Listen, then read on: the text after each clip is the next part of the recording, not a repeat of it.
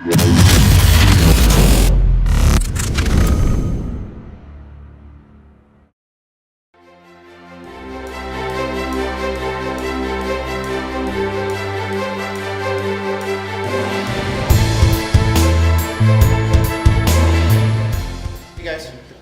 name's Purdum. I'm a writer for ESPN. I've covered sports betting in the gambling industry for about 9 years now. I've kind of seen how this whole New Jersey case has played out. It's really fascinating, interesting. We got a good panel here as well to talk about this. We got Dan Spillane, Senior Vice President, Assistant General Counsel at the NBA. Got a great take. Jason Robbins right here. We got CEO and founder of DraftKings. And of course, Andrew Brandt, who you guys saw earlier, Executive Director of the Moorad Center at Villanova. A lot of good takes here. I'm going to step out of the way and let these guys share their wisdom pretty quickly. First, I did want to kind of set the table a little bit about what we're talking about. The American sports betting market. And as the guys just mentioned, really hard to tell how large it is. Most of the estimates are in the hundreds of billions. But again, if they fluctuate from 60 billion to 400 billion, it's a big range. So we don't really know. And the reason we don't know is because most of sports betting in the U.S. is done in an unregulated market, offshore. I can get on my phone right now, log into an offshore account, and place a wager.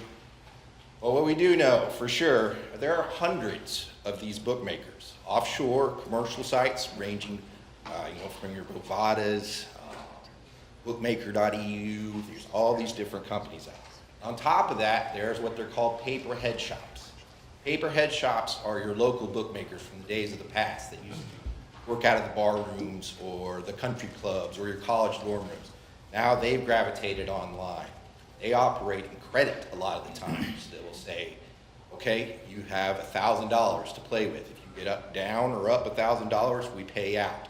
So that again increases what makes difficulty of looking at how we can see how big this is. So the idea is to get that money, all that money that's offshore in this unregulated environment, and bring it to a regulated environment where we can put consumer protections on it, problem gamblers, where we can better monitor the integrity of the betting and the games, and then move forward into that so we can have some taxable revenue for everyone. Now, how do we do that? Well, it's complicated. Luckily, these guys know exactly how it's going to play out. Yeah? Okay. So, what I want to do, we haven't had any audience questions in the panels. I wanted to open it up and start with an audience question. You guys came, you wanted to learn something. Anybody have a question for anybody about the sports betting market and where we're headed? Anybody? Yes, sir. It's not a question necessarily, but I'm just hoping, I haven't heard it yet, but I'm hoping that our panelists will address the NCAA and how that is going to be a little bit different, in my opinion, than the way that the professional leagues approach this. Okay. We will definitely try to touch on that. Does anybody have and we got a quick comment on how we think the NCAA, betting on the NCAA is complicated for sure. Yeah, it's complicated and it's very different, of course, than the sports leagues, which are professional. And I would think if we're talking about a regulatory framework, we're probably going to have some carve-outs when you talk about amateur athletes. That would necessarily be part of any discussion when you talk with regulators and you get the NCAA involved. I see Tom McMillan here. I spoke to his group, athletic directors looking into this, and there was some definite apprehension, like, oh my God, what would we do then? It's certainly a concern for all amateur sports, NCAA and otherwise, but it would have to be addressed and probably in a different way than the pro leagues. Is there? Mr. McMillan is sitting right here. He and I talked a while ago. It's very difficult because we think we have, for the professional leagues, we have some sort of protection because these athletes make a lot of money. It would be hard to compromise. The NCAA is not in that position. There was a Toledo point shaving case, mid-2000s. The kid came out and the court document said $500 was all it cost him to initially fumble in a game. So that is a definite problem, something that needs to be looked at. Dan, I want to start with you. What helped shape the NBA's pivot on legal sports? Sure. So thanks, and thanks for having us today. I'm pleased to be able to speak to everyone. This is a pivot in position that was really a long time in the making. We studied this issue for an extended period of time, and it really grew out of a number of things. One was We have a very global business. We operate or do business in over 200 countries. We have over 100 international players. We're around the world, and we see markets where betting is legal and regulated in a successful way that is protective of the integrity of the sports that take place in those countries. We've also seen the country change here, that since PASPA was put in place in 1992, 25 years ago, that the country is just different today than it was back then. Gambling is a more accepted part of the culture, a more accepted part of the economy. It's embraced by many more states than it was back in 1992, with half or more with casinos. Almost everyone has a lottery. And socially is just something that is much more accepted. The number of Americans that engage in some kind of betting activity is quite high. And so the world is just different today than it was when we and the other leagues pushed for this prohibition to be put in place. So all of those things combined led us to take a fresh look at the issue and decide that we think that legal, regulated sports betting pursuant to a federal framework is the right way to go, that it would be an improvement, that it would give us more tools to protect the integrity of the game and bring activity which others today have already said is happening already. It's, who knows how many hundreds of billions of dollars it is, but it's a lot. And wherever it is, however much it is, it's all underground. And it would be better to have that in some sort of transparent and regulated market rather than in the shadows where it is today. And do not all sports leagues share Dan's opinion here. Can you break down where we are with those sports leagues?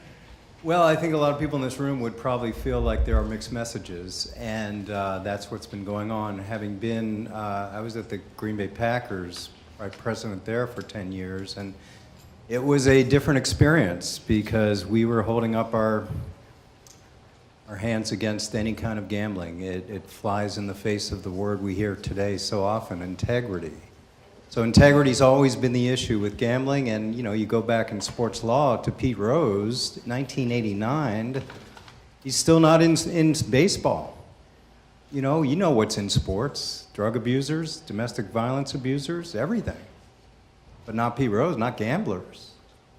So we've had that look at sports, but it has changed. You're seeing as what's talked about with the NBA and Adam Silver's op-ed a couple years ago, you see how it's changing. You see casinos have sponsorships. It was 3 years ago where the NFL shut down a convention with Tony Romo and other players, a fantasy football convention.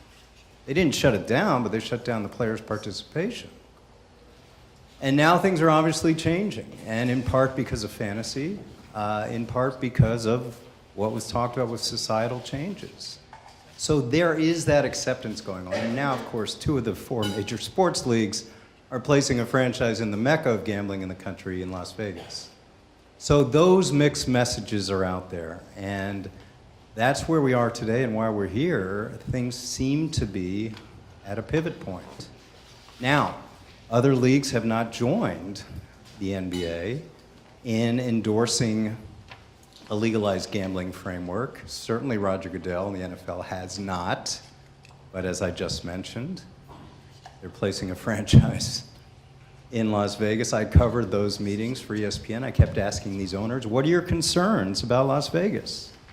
And they would say, well, it's, is it really a sustainable market, tourism, or is it going to sustain long term? And I said, well, what about gambling? Oh, that's good. That's good? Yeah, we'll control that. And that's what I think they're looking for. Doesn't open until 2020, the stadium. By that time, they think there'll be a regulated environment. So we got the NFL, who stood publicly as opposed. We got Major League Baseball. Commissioner Manford has come out a little more in aligning himself with the NBA. NHL's kind of been quiet, and the NCAA, of course, remains opposed. So that's kind of where we are. Jason, you got an interesting insight on this. You've seen these leagues become more comfortable with fantasy sports. You've seen the questions from state regulators and politicians of misconceptions of it all. I just wonder, when you kind of look about the last 4 or 5 years as DraftKings and daily fantasy has risen, what are some of the highlights in terms of how comfortable the leagues are with it and how they got to that? So I think Before I answer that, I want to also just make a quick comment on the NCAA question. So the $500 price tag that was mentioned for the point shaving or the fumble, that's happening. You mentioned it happened. And I think that the idea behind any legal and regulated betting is that you take that out of the shadows and you can track it. That would have been much easier to discover, and there's probably many other incidents like that occurring today that are not being discovered because it's not being tracked. And I think one of the things that makes it now totally different, and we're just in a new world in terms of being able to track, is the presence of online and mobile. You know, all the incidents that you read about of various variety from decades ago that, you know, back before the internet, before nobody knows, he said, she said, that doesn't exist anymore. Everything is recorded now. And I think especially in a regulated industry where things can go through mobile, through online, it all can be tracked. You can spot irregularities much more easily. You can keep building systems that get smarter and smarter at doing it, and you weed this stuff out much, much more.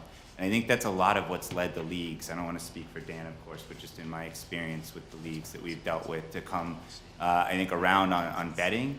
And, you know, I think they sort of saw us as being in a category that was different. Fantasy was different, but the same sorts of attributes of wanting to understand, you know, how these types of transactions could be tracked through online and mobile products. The regulations that were put in place for us over the last 2 years across 18 different states that now require us to comply with many of the same standards that betting companies have to comply with.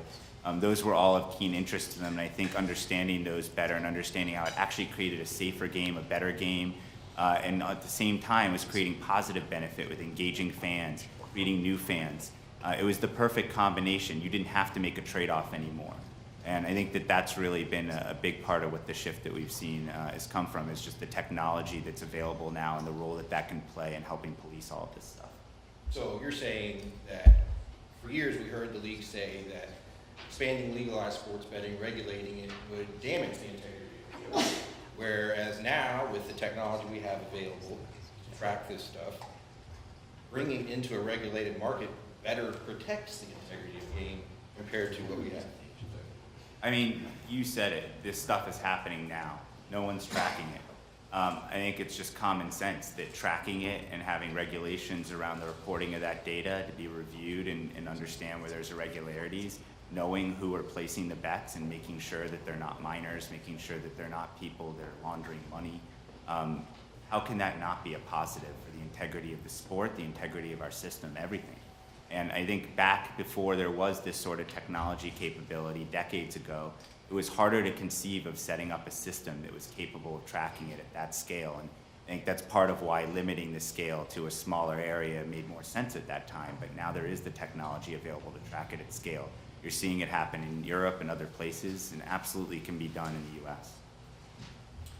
So whether we get legalized sports betting with after the New Year's decision or not, in the future, most people believe there will have some sort of expanded legalization. And when we talked about the numbers, hundreds of billions, right? When you get that kind of money, there are going to be scandals. Whether we legalize sports betting or not, in the future, you're going to have some sort of gambling scandal. Dan, you endured one of these. I just wonder, what steps do you believe leagues can take to handle that when something happens? You want to protect it, you don't want it to happen. So when it does, how can you move forward?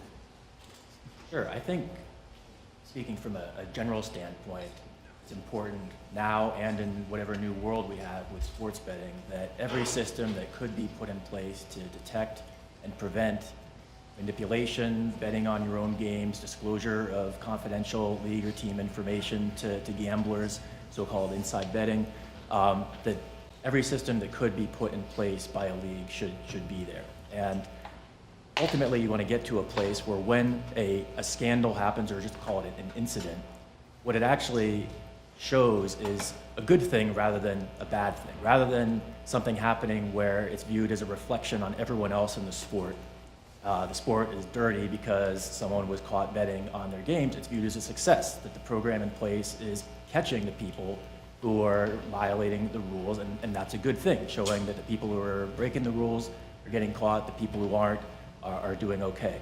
I think in Europe, that's a much more common way that the public, that fans look at sport. That these systems have been in place for a long time, cooperative frameworks with law enforcement and the federal government, and that's a good thing. And so what we already have at the NBA a pretty good program in place in this area that involves training, that involves very strict rules for strict penalties for violating league rules relating to gambling.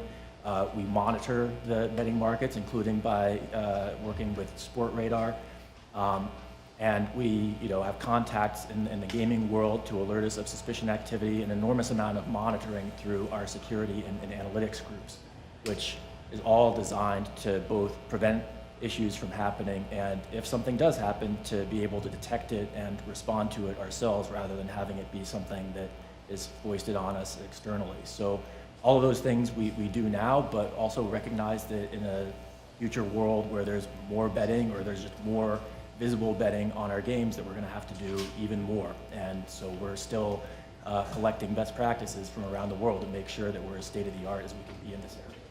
Harry, you got an interesting idea for this, they can take a proactive measure and assign somebody to be what you call a gambling czar. Could you elaborate on that a little bit for the sports leagues? Yeah, I've talked about a czar for the sports leagues, and it's kind of a presumptive word, but you talk about these leagues all have chief financial officers and chief marketing officers and chief intelligence or IT officers.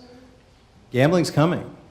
So someone needs to be in these leagues figuring it out. How are we going to monitor? How are we going to monitor players, monitor officials, monitor executives, monitor people around the game? And as I mentioned, with a team coming to Vegas, it's high time to do that. So we talked about a gambling czar, whether it's the NFL or other leagues, to really be in charge of this. Right now it falls to sort of security generally, and as Dan mentioned, analytics. But someone from the world, from this space, to really become part of that, I think that would go a long way. Part of the future market is fantasy sports. Jason has seen this, and I just wonder if we come to an expanded, legalized sports betting environment, Jason, where does fantasy sports fit in that? Is it all regulated under one big bubble, or is there lines divided? How do you see it? So I think it's a complicated question. One thing I do believe, though, is that we had a pretty unique experience, the fantasy sports industry over the last couple of years, being regulated rapidly across a number of different states. 18 now have passed bills.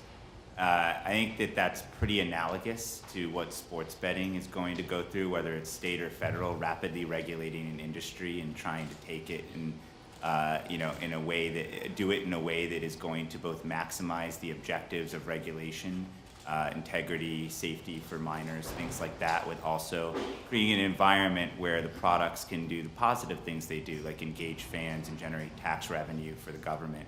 I think that we had a pretty unique experience that's quite relevant, and it just happened, literally just happened. It's actually still ongoing. So I think that we'll definitely be able to relay some of those experiences about things that went well and didn't. Obviously, there's some differences in the products that make it so that the type of regulation should be modified. But I think some of the general categories around making sure that minors are not participating, making sure that you're setting appropriate limits for people, making sure that you have software in place to detect where they're located in its legal jurisdiction, many, many more, all extremely relevant. And we had to go through sort of being the guinea pig and figuring that out across the states. So I think for us, we'll obviously be keenly interested in paying attention, and we hope that we can be helpful in this effort as well. Would one set of federal framework be easier for you guys to comply with? I think a federal framework is easier as it's one framework. I think it's always hard to know based on how states and federal government divide it up, how that'll shake out, and we're flexible. We'll be prepared either way. The fantasy industry was a state-by-state thing, continues to be a state-by-state thing. So that's how we've been engaged, and that's how we've been implementing our compliance systems. I think if there were a federal framework that encompassed fantasy, then we would follow that as well. And you guys are for the federal framework, not the state by state. What benefits, why is federal framework better for you guys? I think that having some level of consistency in how the integrity measures are applied and implemented across all of the states is very important to us. With daily fantasy, we've seen a pretty wide range of frameworks developed across the states, which is more an issue in many ways for Jason and for FanDuel. But we think it's really important that every location in the country where sports betting is legal has minimum protections in place in terms of way the integrity of the game is protected. Information sharing with leagues, information collection and aggregation among all bettors, so there are ways to sort of centralize the information and be able to monitor and detect irregularities, to provide for minimum levels of consumer protection. These are going to be, in large part, our fans that are participating in this and want to make sure that they're all doing it pursuant to a full complement of state-of-the-art protections. And to the extent that we have business dealings in this area, to not have dozens of frameworks to have to deal with in a patchwork of regulations. As Jason said, they're dealing in daily fantasy with this patchwork of state by state, and if you could sort of roll it back and do it differently, federal framework is easier. That's the opportunity right now, is to put a federal framework in place before everything starts to work out in a piecemeal way. Are you guys working on federal legislation? What's in it? Well, it's basically the principles that I've talked about. We've been developing for a while just what we think the ideal federal framework would look like, and generally speaking, it would not impose any sports betting on anyone. That leagues could opt in or out, addressing sort of the NCAA issue that came up earlier. States can opt in or out, so no state that doesn't want this to happen by their citizens doesn't have to be dragged along on that. And again, have this minimum slate of protective measures that every state where it's happening would have to be following. So that's the concept. We haven't been knocking on doors in this building on this, but we're working with people here in town to make sure that we're ready to participate in these discussions when they start to get serious. Questions? Yes, sir. Yeah, in an ideal world, let's assume, the statute's overturned, how would professional leagues monetize the benefits of sports betting? What are the various ways that we do that? Can you take that? Sure. I think setting aside the integrity benefits, which are going to be good for business, because the more integrity you have in the business, the better. I think it's really the fan engagement, which is going to be the big benefit from this. That to the extent that people are engaging with the sport in different ways, we've seen it with daily fantasy, that people who participate in daily fantasy watch games longer, watch more games, consume more sports-related content because they're deeply focused and engaged in what's happening with the sport, and that has business benefits.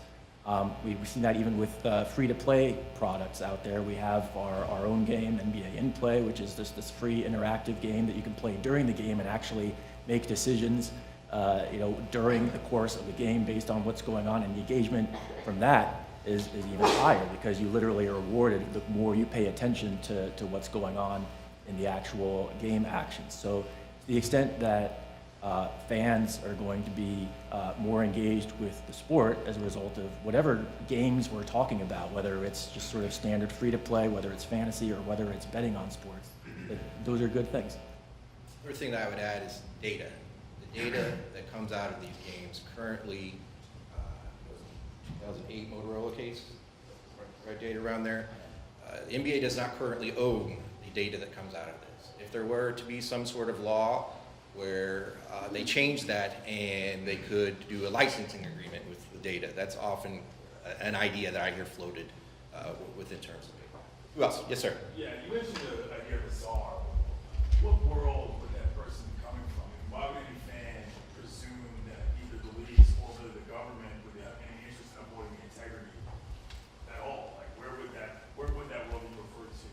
I think it would come from this world, the world of gambling and gaming, whether from an operator point of view or whether from someone that's been involved in integrity before. I think it has to be someone that invokes this idea of public trust, where the league could hold this person out and says, we have a handle on this thing. And I think to Tom's question, what we're talking about is increased fan engagement. Every sports league, every sports franchise is trying to maintain and attract a younger audience. And what younger audience crave right now is data and interaction. And, you know, there was a study by Nielsen that the betting fan and the non-betting fan, for the NFL, how many games do they watch? So the non-betting fan watches an average of 16 games a year. Sounds about right, a local fan, 1 game a week. The betting fan watches about 40 games a year. So you just see the difference there, and that's why I think the leagues at some point will and want to embrace this with solving, as you said, the integrity issue, where they could really come to the public and say, we have this covered, someone with impeccable credentials, doesn't have to be a person, it could be a unit, whatever it is. And again, beyond the standard, as I said, security and analytics that we have now. I think that integrity, the perception of the integrity is almost as important as the actual game integrity. You have so many fans and social media, where anything that happens that's a little bit controversial, boy, it just starts things. So something like Andrews, where they could really try to ensure the public that everything is on the up. We're trying to do everything we can. I think that's going to be very important. Who else? Any more questions? Yes, ma'am. I have a question for Dan. The NFL came out about the stadium in Nevada, saying that they wanted to remove the ability for players to place bets while they're in the stadium. Do you see that being a trend throughout different states and different leagues? Well, if betting were legal in other states, because right now it's just Nevada where it's really relevant. But certainly, you know, there would have to be, I think, fresh looks at all of the rules and restrictions on betting. Now, right now, you mentioned players, by the way. Is that what the focus was of that? Players as opposed to just people in the arena? People in the arena. People in the arena, right. Look, we haven't talked about that yet, but what I would say is that one goal here is to convert people who are betting illegally to betting legally. That's when you are able to actually monitor the activity, better protect people, and so you want to make sure that the whole regime and also the way that the betting happens is done in a way that's appealing to fans and sort of encourages them, like, if you're going to do it through a legal source. And right now, it happens in sports properties already. People are on their phone and they're betting offshore and sites that are taking bets illegally from the U.S. And so I guess I would say I'd want to be careful about limiting things in a way that is just going to sort of encourage people to keep using the illegal services, right? And whether they're in the arena or not, or in the stadium or not, there's, it's happening now has been the big theme of this discussion. So I guess the short of it is, I'm not sure that we would have the same position on that, but we don't have